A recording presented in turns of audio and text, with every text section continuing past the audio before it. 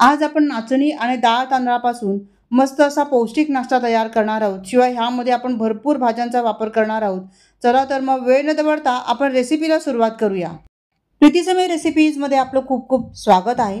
इथे एका बाउलमध्ये मी 1 वाटी नाचणी घेतलेली आहे, यानंतर 1 वाटी मुगाची डाळ घेतलेली आहे आणि यानंतर 1 वाटी मी तांदूळ घेतलेले आहेत। हे जाड तांदूळ आहेत, तुम्ही रेग्युलर वापरणारे तांदूळ देखील ह्यामध्ये घेऊ शकता। तांदूळ कुठल्याही प्रकारचा वापरू शकता। आता हे सर्व आपल्याला व्यवस्थित 2 ते 3 पाण्याने स्वच्छ धुवून घ्यायचं आहे। धुताना चांगलं चोळून चोळून धुवायचं। तर इथे मी आता बघा हे पाणी काढून टाकते आणि नळाखाली 2 ते 3 पाण्याने हे स्वच्छ धुवून घेते।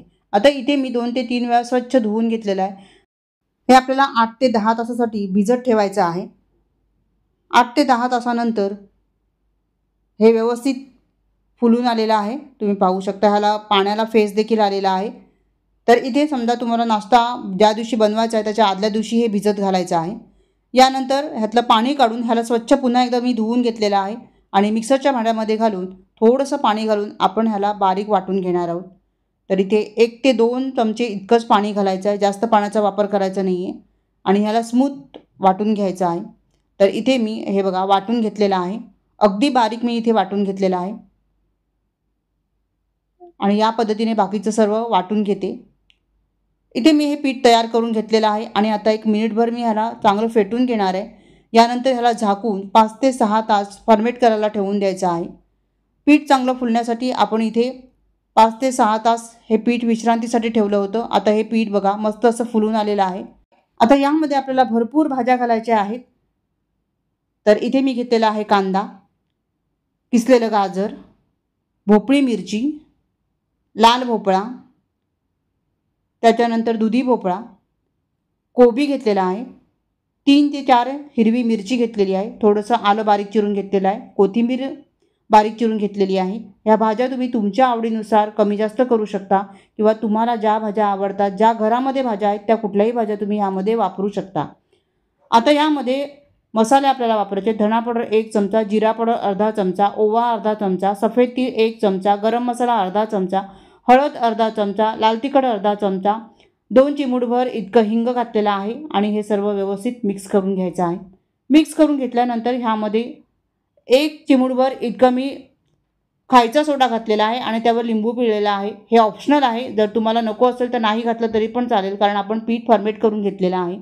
त्यानंतर चवीनुसार ह्यामध्ये मी मीठ घातलेलं आहे आणि हे सर्व व्यवस्थित मिक्स करून घेतलं आणि यानंतर हे बॅटर जे आहे ते आपलं व्यवस्थित असं तयार झालेलं आहे। बॅटर बघा कन्सिस्टन्सी त्याची खूप पातळ करायचं नाही आहे, बॅटर थोडंसं आपल्याला घट्टच ठेवायचं आहे।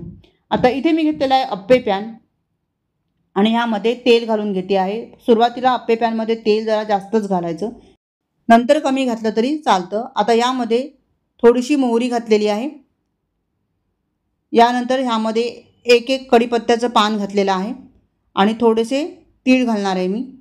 यानंतर हे जे बॅटर आहे ते ह्यामध्ये आपल्याला घालायचं आहे।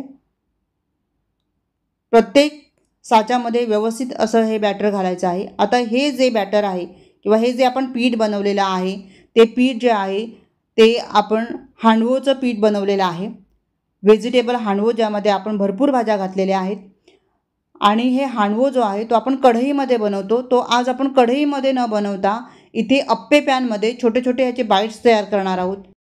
आता इथे वरून पण मी थोडेसे तीळ घातलेले आहेत ह्यावर आणि मंद आचेवर ह्याला आपण झाकण ठेवून शिजवायचं आहे व्यवस्थित। खालची बाजू चांगली कुरकुरीत तयार करून घ्यायची आहे। 3 ते 4 मिनिटानंतर आपण ह्याला उलट करून पाहूया। बघा खालची बाजू एकदम अशी कुरकुरीत तयार झालेली आहे। आता ह्याला मस्त असं उलट करून घेऊया आणि दुसऱ्या बाजूने देखील आपण व्यवस्थित ह्याला चांगलं कुरकुरीत तयार करून घेणार आहोत, शिजवून घेणार आहोत। भरपूर भाज्या घालून आपण इथे अतिशय पौष्टिक असा हा नाश्ता तयार केलेला आहे। मुलांना डब्याला तुम्ही देऊ शकता, नाश्त्यासाठी तयार करून घेऊ शकता किंवा मग स्नॅक्स म्हणून पण तयार करून घेऊ शकता। अगदी मस्त हे कुरकुरीत अप्पे तयार होतात। चला तर मग एका चाळणीमध्ये मी हे काढून घेते आणि याच पद्धतीने बाकीचे सर्व अप्पे तयार करून घेते। तर इथे बघा मस्त असा हा आपला नाश्ता तयार झालेला आहे। कुठल्याही चटणीसोबत तुम्ही ह्याला खाऊ शकता, सॉससोबतही खाऊ शकता किंवा नुसते पण हे खूप छान लागतात, कारण आपण भरपूर मसाले यामध्ये वापरलेले आहेत। रेसिपी हांडवोची आहे पण आपण ती अप्पे पात्रामध्ये तयार करून घेतलेला आहे। तर तुम्हाला ही रेसिपी कशी वाटली नक्की कमेंटद्वारे कळवा। रेसिपी आवडली तर लाईक आणि कमेंट करायला मात्र विसरू नका. व्हिडिओ पाहिल्याबद्दल तुम्हा सर्वांचे खूप खूप आभारी आहे. पुन्हा भेटूया अशाच एका छान नवीन रेसिपीसह. तोपर्यंत धन्यवाद. Bye bye.